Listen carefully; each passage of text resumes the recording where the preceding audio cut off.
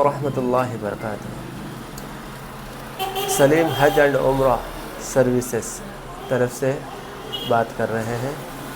انشاءاللہ اس سال بھی ہمیں آپ کی خدمت میں حاضر ہوئے ہیں۔ انشاءاللہ ہمارا گروپ نیکسٹ جولائی 12 تاریخ کو جا رہا ہے۔ انشاءاللہ کوئی حضرات عمرے کے لیے جانے والے ہیں تو ہمارے سلیم حج عمرہ سروس کے لیے رابطہ کیے، اور ہمارا سروسز یہ ہے انشاءاللہ ہم ساتھ جا کے ساتھ آئے تک ہم ساتھ رہتے ہیں، اور مکے کی ہوٹل 450 میٹر سے 500 میٹر تک رہے گی، اور ہمارا آندھرا پردیش کا کھانا رہے گا۔ ہر زیارت ہم ساتھ ہو کے لے کے جائیں گے، اور عمرہ بھی ہم خود کراتے ہیں ساتھ، اور زیارتوں میں ہم خود جاتے ہیں، اور بہترین گاڑی کا انتظام رہے گا۔ انشاءاللہ مکہ اور مدینہ جاتے رہے رستے میں جنگ بدر اور جبل ملائکہ انشاءاللہ وہ دکھاتے ہوئے مدینے کو جاتے ہیں، اور مدینے کے جو مقامات ہیں انشاءاللہ اس کی بھی تفصیل سے زیارت کیا جائے گا، اور انشاءاللہ آتے سمے میں اور مدینہ منورہ سے بھی ساتھ ہو کے اور جدہ ایئرپورٹ سے واپس رہیں گے۔ انشاءاللہ آتے سمے میں ہر حاجیوں کو ایک ہمارے طرف سے زمزم دیا جائے گا۔ کوئی جانے والے رہے تو انشاءاللہ ہمارے کو کانٹیکٹ کیجئے، ہماری بہترین سے بہترین سروس رہے گی۔ السلام علیکم ورحمۃ اللہ وبرکاتہ۔ دوسرے ہاتھ میں موبائل ہوتا ہے، کہاں جا رہے ہیں؟ سلام پیش کرنے۔ یہ کتنا ادب کے خلاف ہے۔ اگر 2 منٹ کے لیے ہم اپنا موبائل اپنی جیب میں ڈال کر رکھیں اور اپنے جوتوں کو پہن رکھ کے جائیں کہ ہمارے جوتے کہاں کہاں ہوتے ہیں، تو جب ہم اپنے محبوب کے پاس جائیں تو ادب اور احترام کے ساتھ جائیں۔ آپ نے علماء سے سنا ہوگا کہ جو شخص روضہ رسول صلی اللہ علیہ وسلم پر جا کر کھڑا ہو کر سلام پیش کرتا ہے تو اندر سے اس کو سلام کا جواب ملتا ہے۔ تو اس لیے ہم جب بھی سلام کے لیے جائیں 2 منٹ 5 منٹ کے لیے اگر ہم اپنے موبائل کو اپنی جیب میں ڈال دیں گے، ادب اور احترام سے جا کر سلام پیش کریں گے تو یہ ادب بھی ہو جائے گا۔ یہ نصیب اور مقدر کی بات ہے کہ اللہ تعالیٰ دوبارہ لے آئے یا نہ لے آئے۔ جو موقع ملا ہے، جو وقت ملا ہے، اس کی قدر کرنی چاہیے۔ انشاءاللہ ہم اس پہ خود بھی عمل کریں گے اور اپنے دوستوں کو بھی بتائیں گے۔ انشاءاللہ عمل کریں گے نا بھائی؟ انشاءاللہ یہ جس کے لیے ہمیں پیدا کیا گیا، یہ دنیا اور جہان تک بنایا گیا، ہم اس کے پاس جا رہے ہیں سلام پیش کرنے کے لیے۔ ہم یہ سوچیں کہ ہم تو گنہگار ہیں، بدکار ہیں، محبوب آپ کے پاس آ گئے، مہربانی فرمائیں، سفارش فرمائیں، تو انشاءاللہ جب بھی سلام کے لیے جائیں ادب اور احترام کا خاص خیال رکھنا ہے۔ آپ صلی اللہ علیہ وسلم کی حدیث مبارکہ ہے کہ جو شخص مدینہ میں آیا، اس پر کوئی پریشانی کوئی مشکل آئی، اس نے اس پر صبر کیا، تو قیامت کے دن آپ صلی اللہ علیہ وسلم اس شخص کی شفاعت فرمائیں گے۔ ہم نے یہاں 5 سے 8 دن رہنا ہے یا 10 دن رہنا ہے، یہاں سب سے زیادہ کیا پریشانی آ سکتی ہے؟ یہی گرمی میں چلنے کی، پیدل چلنے کی، یا کھانے کی، یا روم کی۔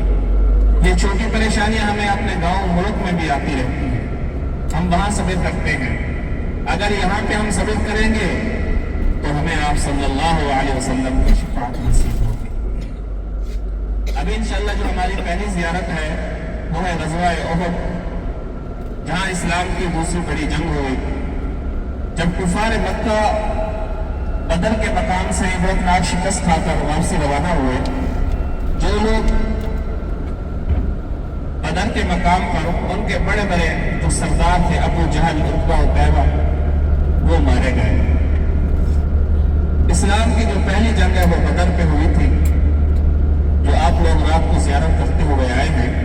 اسلام کی پہلی جنگ وہاں ہوئی تھی، اور کفار مکہ اس کا بدلہ لینے کے لیے احد کے مقام پر پہنچے۔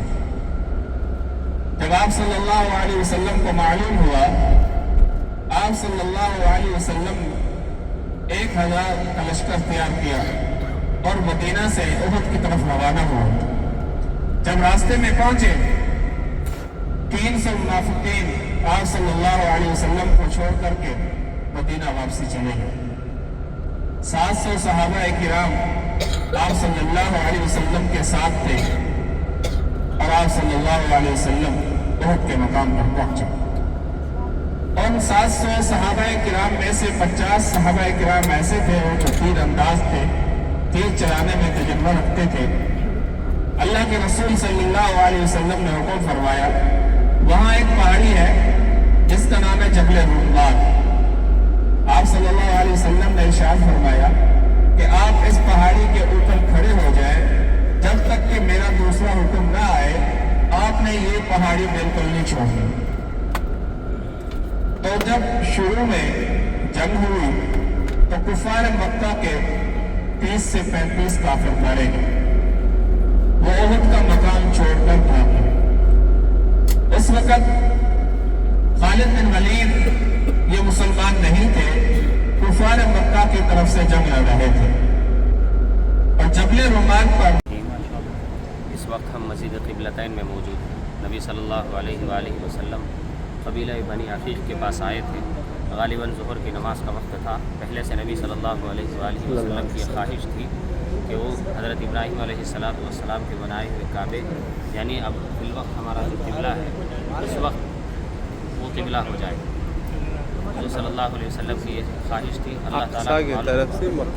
अल्लाह ताला को ये बात जब मालूम हुई कि हुज़ूर सल्लल्लाहु अलैहि वसल्लम की ख्वाहिश है, तो अल्लाह तबारक व तआला ने हुज़ूर सल्लल्लाहु अलैहि वसल्लम के ऊपर सूरह बकरा का सयक़ूल जो दूसरा पारा है कुरान पाक का, उसकी पहली आयत नाज़िल फरमा कर अल्लाह ने इरशाद फरमाया, क़द नरा तक़ल्लुब वजहिका फ़िस्समाई फ़लनुवल्लियन्नका क़िबलतन तर्ज़ाहा। ये नबी बार बार आपका चेहरा आसमान की तरफ उठ रहा है, हम ये देख रहे हैं, इसलिए आज हम आपको ये हुक्म देते हैं कि आप अपना क़िबला बदल लें। तो पहले क़िबला बैतुल मुक़द्दस की तरफ था। नबी करीम सल्लल्लाहु अलैहि वसल्लम मदीना तशरीफ़ लाने के बाद तकरीबन 17 महीने इस क़िबले की तरफ मुड़ के नमाज़ पढ़ी। 17 महीनों के बाद अल्लाह ताला की तरफ से वही नाज़िल हुई, तो हमारा क़िबला खाना काबा की तरफ हो गया। उस वक्त से यही क़िबला है और इंशाअल्लाह क़यामत तक यही क़िबला रहेगा, इसलिए कि अल्लाह तबारक व तआला ने कुरान पाक के अंदर आयत नाजिल करके कह दिया है कि यही क़िबला है। और कुरान पाक की आयत में जब हुक्म नाजिल हो जाता है तो क़यामत तक उस पर अमल किया जाएगा। इंशाअल्लाह यही क़िबला रहेगा। और नबी सल्लल्लाहु अलैहि वसल्लम चूँकि इस जगह पर नमाज़ पढ़े थे इस कबीले के अंदर, तो ये मस्जिद हमारे लिए बहुत ही अज़मत की बाइस है और हमारे लिए बहुत ही काबिल बरकत है।